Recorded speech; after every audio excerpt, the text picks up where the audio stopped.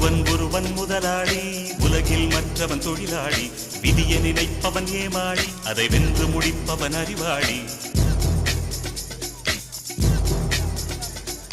ஒருவன் முதலாளி, உலகில் மற்றவன் தொழிலாளி. விதியை நினைப்பவன் ஏமாளி, அதை வென்று முடிப்பவன் அறிவாளி. பூமியை வெல்ல ஆயுதம் எதற்கு, பூப்பறிக்க கோடரி எதற்கு, பொன்னோ பொருளோ பொற்களம் எதற்கு, ஆசை துறந்தால் அகிலம் உனக்கு. பிடிச்சிட்ட